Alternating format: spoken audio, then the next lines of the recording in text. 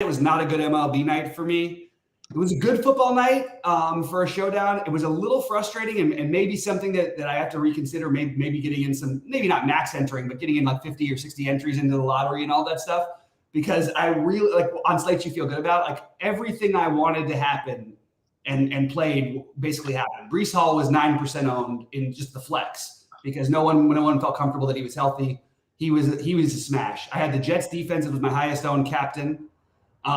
They were obviously in every winning lineup. You couldn't win the big ones without. Wait a minute, you had more of a Jets captain than anybody else in the captain? Yeah, they were my highest owned captain. Jesus Christ. By a long shot. I had the Bills, and the Bills defense, which was good also too, by the way, was in the flex in 90% of my lineups. Then I had the Breece Hall, I had the Garrett Wilson who ended up getting there, and then I had the Stephon Diggs. Oh, you deserve better. I had too much Josh Allen, yeah, but that's okay. Even the Josh Allen, because he was 95% owned. It's just the only thing that I couldn't get the right exact mix. And for a while, with about at least like what was it like? Right before overtime, it was like 30 seconds to go in the game, or 40 seconds. Whatever happened, there was some play that happened that got me a little bit further down. But it was the field goal. But I would have been solo winning the 222 for 150K. But my last swap got me a slightly different build. So it was just there was a lot of chances, and it felt good. I understand Aaron Rodgers got hurt, and you could say, oh, all bets are off because this happened. I'm not sure that the Jets score any more points or anything else is any different with Aaron Rodgers last night, to be honest with you. I'm sorry that he's out and everything, but really felt good about the approach to the football slate. A little disappointed with the results only doubling up because I really, really felt like I tattooed it. And I really felt like there was like every play was going my way. And even the guys like Hardy, like I mentioned, who are 200 and crushed their value, but like couldn't be on a winning lineup because there's just no way that they would score enough points compared to all the other guys. If you had 9 points or better from every position, a guy with 4.5 or 5 points is not going to help you. You don't need those savings anyway. So we'll get into it. We'll get into the baseball slate. I just wanted to do. I would like to say, by the way, that in the lottery, Jets captain was not in the winner. What? Oh, by the end it wasn't. What was was it Diggs? Diggs captain. Yep. Diggs captain with Jets. What was the weird play they had? Nothing really. Just Bass and Zerline together with. They must have changed. They must have. You know what? I think that it did change. It, like there was a big correction apparently because I saw a coach online saying that he was up 231,000. He ended up winning 2,000 instead. Oh, really? Some stat correction that I may not have been aware of. I'll share my screen. Actually, I'll show you. Yeah, this is the lottery over here, and and Scout won. Oh, yeah, no, it was the coach who said that.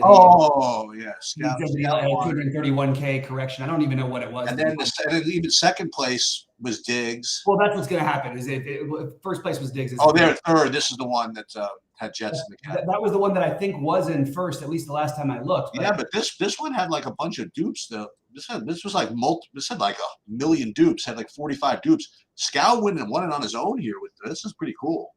Yeah, that was because of change. That's pretty wild. And he must have left. It looks like he would have left like 6,000 or 7,000 on the table. I guess so, huh? That was the thing. And everybody's like, oh, like, because all night long in the Discord you get, oh, this guy's got how is he doing with such a chalky lineup and all this? I'm like, well, there's. I don't think it's left that much actually. I can't add this, but it's 43, 73, 16, 28, 37, 41, 45. It's only like 2,000, I think, left. No. Is it? Maybe it's possible. Let me see. No, I think. I don't know. Look at these ownerships. I mean, like you have 3 guys under 20%, 4 guys under 20%. I mean, that's enough. Yeah, I mean, and Breece Hall is under. Yeah, and he was only 12% in the lottery, but he was 9% in the 222. The higher buy-ins didn't like him at all. Anyway, we can get into some MLB because it's a big slate, and I've got a doctor's appointment in a little bit. So just wanted to start off with it, but I still felt like either way they were, and I had Diggs in my lineups. I just didn't have him as the captain in any of them. But again, it was just close enough. You know what I mean? Maybe Diggs' last catch put him over the hump. All right, so let's get into the baseball. Let me just say, like, my overall thoughts on the slate. There's a lot to like hitting wise, and it is a really tough pitching slate to get in some of the bats that you're going to want to get in. Now, the only caveat to me is like what value ends up do we end up getting from hitters today? So I've got some ideas here this slate. okay. Well, let's get into it because I've got unfortunately, SaberSim right now is showing up the main. They have both Chicago and KC games in the main slate starting at 1:45. No, they're not. Clearly not right. So I don't know. I think we're just going to skip that. And I think we're just not playing. They're not even on the slate at all, right? No. Yeah.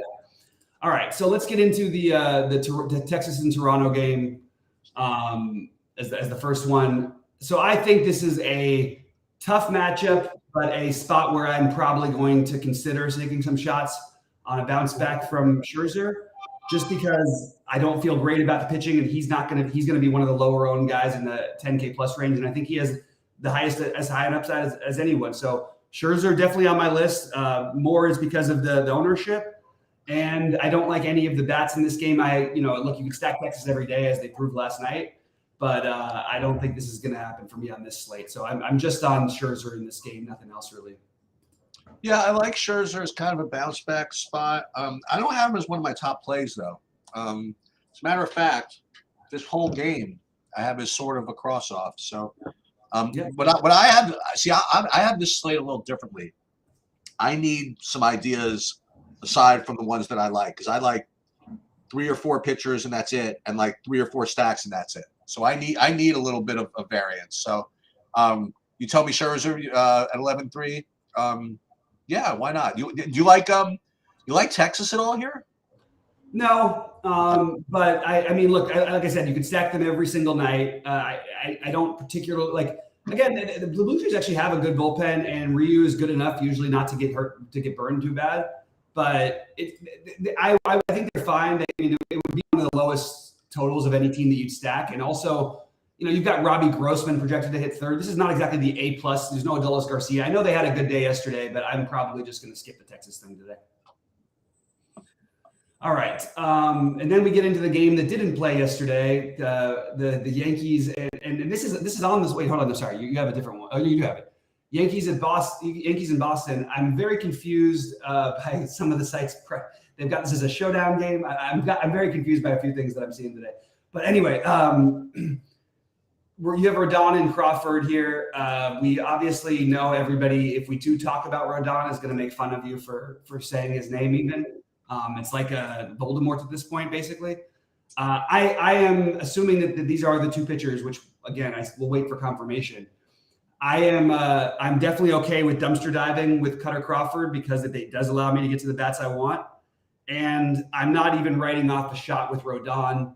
I also think both offenses are totally in play. So this game, I like all 4 prongs, as we say. I only like 2 of them. I just like the hitting here. I'm not interested in playing Carlos Rodon. It's interesting because you mentioned Crawford yesterday with a much easier path pitching slate, and there's much less pitchers than you have today, but you're not interested in him today. I had him as like 8th or 9th or something like that. Yesterday, and like I said, I mean, I don't know. I'm just kind of confident what I want to do today for some stupid reason. Okay. So I'm just gonna keep getting to the hitting. I mean, Rodon's no thanks. So I do like the Yankees. I do like Boston. It's a Coors slate, so you're looking for stuff aside from Coors, and this actually looks pretty damn logical if you want to know the truth. So I imagine this will get I imagine this will get some ownership also, but I do like both sides of the hitting here.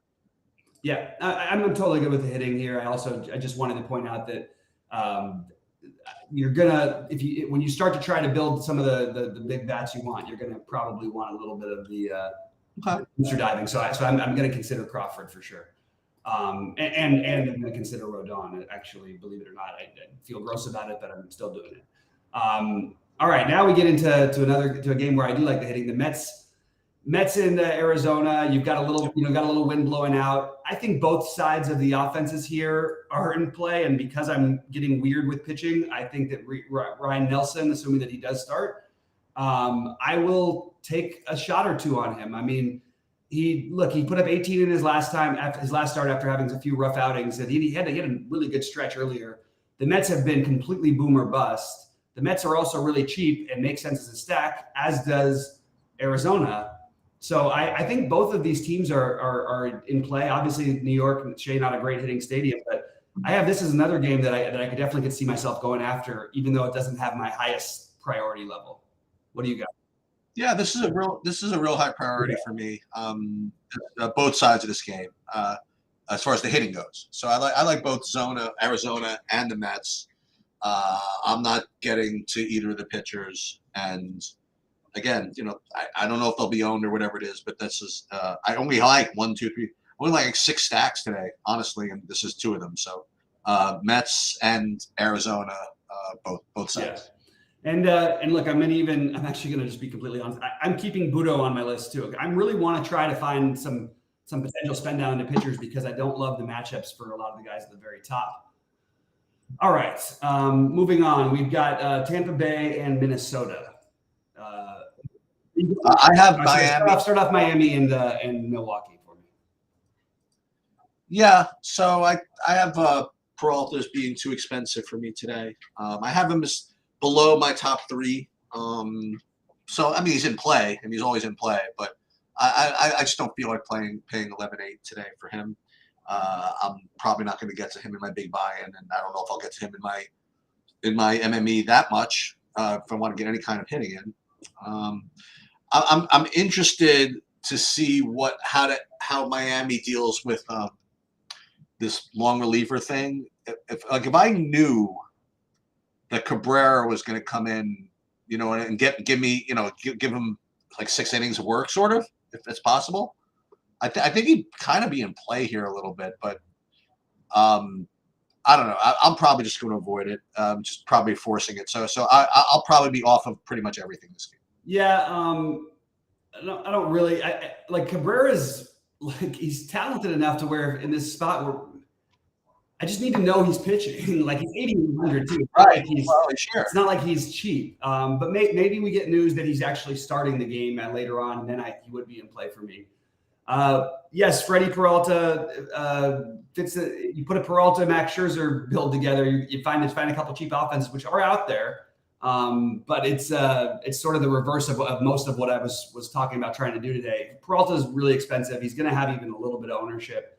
I think this game is a cross-off for me personally, except for the fact that I'm not going to write off Peralta just yet. I just want to see how we feel about the rest of the slate before I do so. All right, so now you're going to have a chalky Joe Ryan against a Tampa team I don't mind taking pitchers against. The problem is I don't see this as being like this automatic great spot for Joe Ryan. I don't feel incredibly safe with it. And I don't love that I've been playing him at no ownership all year, and now I'm going to have him as fairly chalk, and that he hasn't really been in great form, and they're beginning to start to have a little less to play for as the division keeps going. I don't know. I'm just sort of like I'm just trying to find a reason to be contrarian, I guess maybe is the best way to put it. But I like Joe Ryan in a vacuum. I even think Littell is in play. Not the most exciting play, but it is Minnesota. It is 60 degrees there, and there's 10-mile-an-hour winds blowing in from left. Really terrible hitting conditions. So I guess you'd have to put both these pitchers in play. So I have Joe Ryan listed as one of the top 3. The way I'm going to build, I think that if I'm going to play Ryan, I'd rather play Verlander. We'll get there later, I guess. So Ryan's going to project well for me, but I'm probably not going to end up using him. I think Littell's an awesome play. What do you think about that? I like him at that price on DraftKings. I was just finishing building like my mock FanDuel lineups, and he's like 6,500 on FanDuel too. And on FanDuel, you could actually, I think you actually, believe it or not, you need the salary on FanDuel today more than usual. So I think I'm playing Littell on FanDuel if you want to know the truth. And I think he's a great play here on DraftKings. I mean, if you wanted to spend down and get to bats and stuff like that, I mean, we've pitched we've had pitchers against Minnesota before, and he can bring it sometimes. So I don't know. I kind of like him. He doesn't project all that well. I don't even have him listed. It's even my top 6 or 7, which means he's probably not going to get owned. So I like him here. Yeah, and he's put up double-digit scores in 7 out of his last 8 games. Actually, He pitched 8 innings. Yeah, the problem I have with that is that he just has such a low strikeout rate. It is a good strikeout matchup, but the low strikeout rate does make it a little bit frustrating, which is the only thing that I was a little concerned with, and why I was maybe considering a little more Crawford. But both of them struggle with it a little bit. So, yeah, I guess so. All right, Oakland, Houston. Why don't you start this one off, Sheets? Yeah, so this seems pretty logical. I mean, Verlander, he's probably my top. He's my top spend up, and Houston seems like a pretty logical anti-Cubs pivot. So, Verlander, Houston, and next. What do you like here? I think the Houston bounce back is a reasonable thing, considering they got shut out by the A's last night, which is pretty incredible. Two Sabersim knows. What? Oh, they knew. Well, they didn't. They scored 4. No, I'm kidding. Yeah, I did play Brent Rooker as a one-off a little bit, which was nice. But I'm with you. Verlander, Houston. Again, if you play Houston, you're going to have to find something to do because they are really expensive. Like really, really expensive. So just again speaks to why I like some of the cheaper pitchers. I agree that Verlander, this is a good spot, and I'd be happy to use him. I still think that Scherzer as a pivot is an interesting one just because the ownership's going to be so much lower. But yeah, it's hard not to like Verlander against the A's here. Bounce back night for really important games to win for Houston. So if Verlander's cruising, I think you'll see him. I don't want to say hit his pitch limit, but he definitely has as much leash as he ever would. You prefer? Are you with me in preferring him to Ryan, or do you like Ryan more? I like the 1200 might come into play. I like him better in a vacuum than Ryan. I don't know that I can do it. It's just going to depend on what my lineups look like salary wise. Okay. As of right now, those are the two pitchers that I think make the most sense in any way we talked about so far, at least. All right, then we get to the Coors game, which again, as I mentioned to some other people yesterday, I loved the under yesterday, and we got there, so that was good. Barely after that, it came back at the. We have the leader of the free world in this game. What's that? We're not going to play your Assad? No. Oh, come on, really? No, I'm not playing Let's Assad. go. Come on, you got to get with me. We can't play Assad at 6,500. God damn! I just can't figure out why I'd rather play him than the 5K guys I was talking about. Like, because this guy's the nuts. Since he's been a starter, other than his last game. Yeah, since we got a 27. It's hard the guys coming off the 0 strikeout 5-inning games, But it is Colorado. And 2 games before that, I mean, I don't know. I mean, he's going to be 0% owned, right? Yeah, but so are all the other guys who are cheaper than him. All right. I mean, I'd rather play Cal Quantrill than play him, to be honest with you. As you would say, play them together. There it is. I would rather play Cutter Crawford. I would rather, I think, play Ryan Nelson, and I think I'd rather. Okay. All right. So that's the only issue. But like, I don't hate the idea. Let's say he was like 4,500, and all those other guys are like 65 or 75. Then we'd be having a different conversation. Then I would be talking about locking in Assad basically to take a shot. You know what I mean? But I just don't know if I can get there today. The Cubs are in such a good spot. Yesterday, I didn't think the spot was as good because I think that especially against a lefty who, as we say, sometimes has tricks, it pitches better at home. Chris Flexen is, one time was like a real life pitcher and has sort of just devolved into this absolute, I mean, he's pitching in Colorado, so that's part of it, but he just is, I don't know, he's really, really, really fallen off from where his trajectory went the exact wrong way. I like the Cubs probably a little more today than I did yesterday, but I'm just going to keep the same thing. The only way I'm going to play a Cubs stack is if I get 2 of those double spend downs.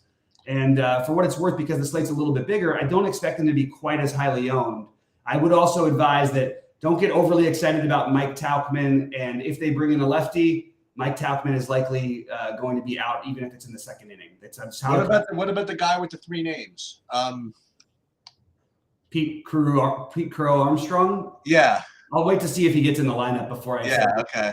I don't know for sure that he's in there, but I mean, if he's in there, he's cheap, and you're probably playing him with Cub stacks for sure. So I would say that I mean, look, Chicago, it's never going to be both sides of Coors I like just fine. But I think that if you want to go through the low-owned side, you play Colorado. And if you want to use Cubs as filler pieces, I have zero problem with that. Favorite bats would be Bellinger, basically the middle of the lineup, Bellinger, Suzuki, and then maybe for the value, the Crow Armstrong, you might get Amaya and Madrigal. So you might be able to do the Cubs actually not that expensive, which would make them more owned than they're currently projected for. Yeah, if Cubs projected as the #1 stack on the board, and it's I've learned from you that there are some guys that you can just the Cubs the core stacks are going to look better against certain pitchers, and Freeland's always kind of tricky. Even Gomber can sometimes be tricky, but Flexen and the other guy who doesn't even pitch anymore, not Arias, what's his name? Arena. I don't know if he's still around, whatever it is, but some guys you just are just going to get lit up. And so I like the Cubs a little bit more today as well. And this normal caution, if you're going to play the Cubs, make sure that you pair them either with non-chalky pitchers or better off like a good low-owned complementary stack or something like that. Mm-hmm. Or play, don't play 1, 2, 3, 4, 5, or just kind of screw around a little bit. Yep, sounds good to me. All right, let's get into the Angels in Seattle here. So this is the other chalk pitcher, I think. So Brian Wu at 7,900. He, for me, is the very, very obvious SP2. And if it's obvious to me, it's probably obvious to everybody. So I like him. What else can I say? I'm not getting to Seattle tonight. They hurt my feelings yesterday, so to speak. So, but although Cal Raleigh / Johnny Bench comes in with a home run like it's his job, it's his job, whatever. But I'm not getting to Seattle today. Although I'm trying to think of why I'm not. Oh, so Sandoval. So he was the guy who, boy, I think maybe I should play Seattle because when I was playing, I had Sandoval in his last start against Baltimore, and it made me very nervous when all those Baltimore guys, all those righties just came piling up there. So you get all these Seattle righties piling up there. Maybe I should take a shot at Seattle. All right, let's do it. So I like Wu. I will take a shot at Seattle, and I'm not playing Sandoval against all those Seattle righties. Yeah, so I'm taking a look here because I actually think it's another one of these things where I can definitely, first of all, the Brian Wu thing, I think this is probably really bad chalk. You think this is fishy, huh? Super fishy. I mean, you have another guy who he has upside. Sure, the truth is the Angels just seem like the worst team ever. So we all just want to jam in everybody against them. But even SaberSim has them projected within one. They have Patrick Sandoval projected as 0.6 lower than Wu. And yet Sandoval is going to be 1/3 or 1/4 as owned. I think Sandoval's in play. I will probably be avoiding the Wu thing, even though he makes like sense. And I also think that the Seattle bats make some sense here. So I would go back to I'm not going to be afraid of going back to a Seattle stack, and I'm not going to be afraid to play a little bit of Patrick Sandoval. All right. So we've got Cleveland and San Francisco. We'll see if Manaea actually starts the game. Okay. Yeah, exactly. If he starts the game, I'm in. If he doesn't, I'm out. pretty basic stuff there. But I am totally fine with taking a shot on Cal Quantrill. Obviously had a good outing last time against the Angels, which is nothing to write home about. But I mentioned the double spending down at pitcher. He's not an exciting guy to roster. There's not a ton of strikeouts in this thing, but he is the cheapest of the guys I'm considering. So I will put Quantrill on my list. And I will also say that I think the Giants are a very sneaky stack you could go after tonight. So I don't mind Quantrill. I don't mind the Giants stack and Manaea. We just have to wait to see what they do in terms of openers and all that stuff. Yeah, I guess I don't need to have 100% Assad, so I'm going to need some pivots off of him. So I guess Quantrill and then leave 1,000 on the table in my Assad lineups. I guess that makes some sense. But yeah, he's cheap. If Manaea starts, he's cheap. But again, I don't trust that.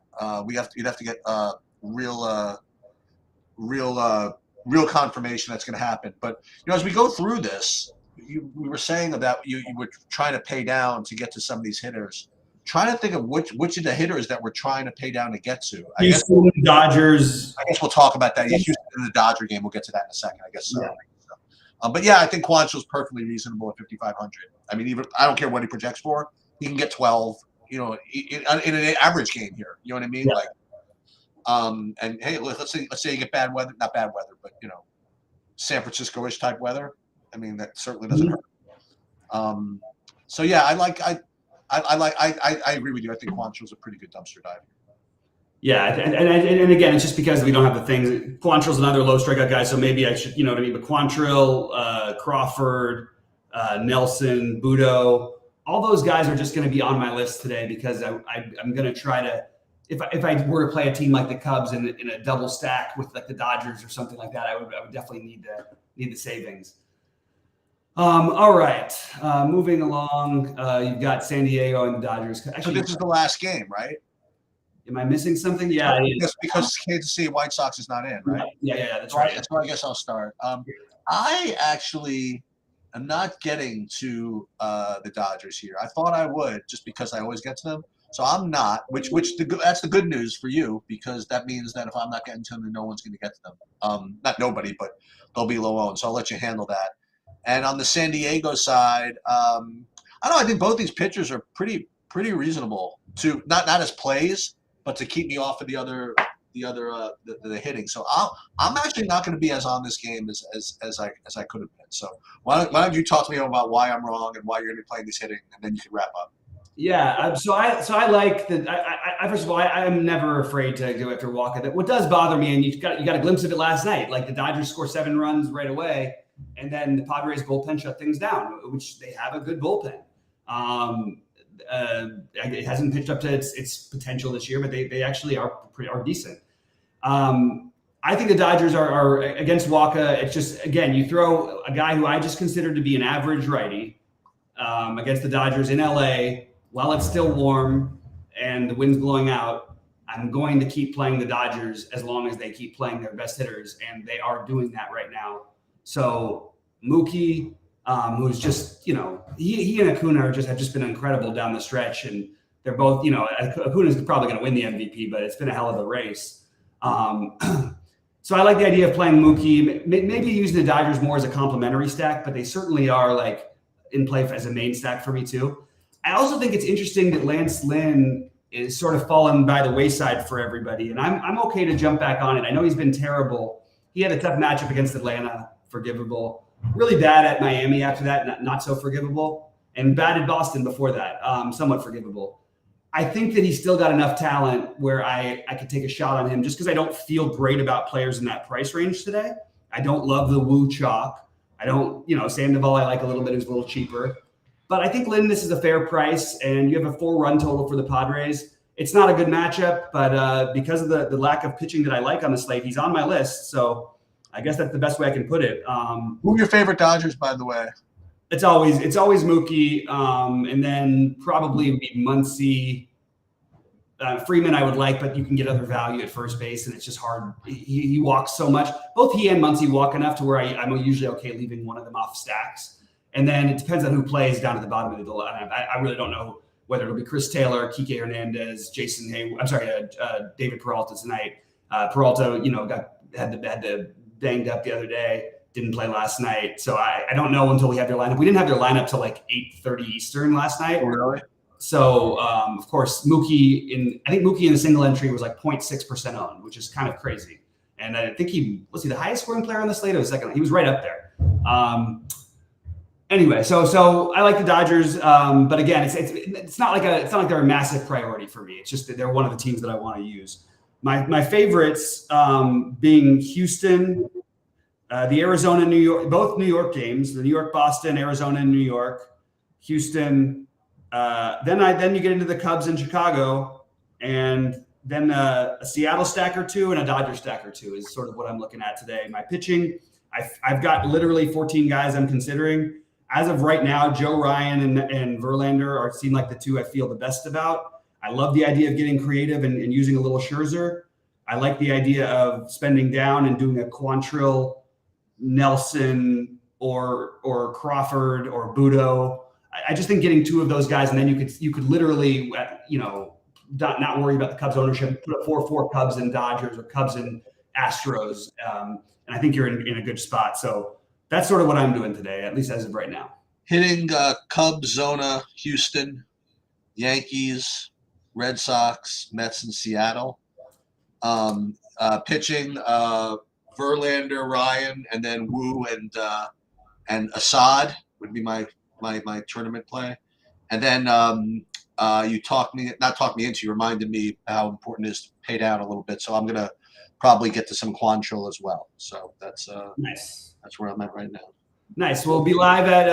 Are you around tonight? Oh yeah, wait. Forget one other guy I got to mention. I want to look into him a little more, but the Littell also. Oh yeah. I am going to be around tonight. Yes. All right, great. Well, we'll see you guys at 6 Eastern for live. Some of my content will be a little bit later to get up today. I'm going to try and get it up as quickly as I can, but I've got a doctor's appointment, so I probably will be early afternoon by the time I get it up. Early afternoon West Coast time. All right, Cheats. Good luck today. Good luck, everybody, and we'll see you at 6 Eastern.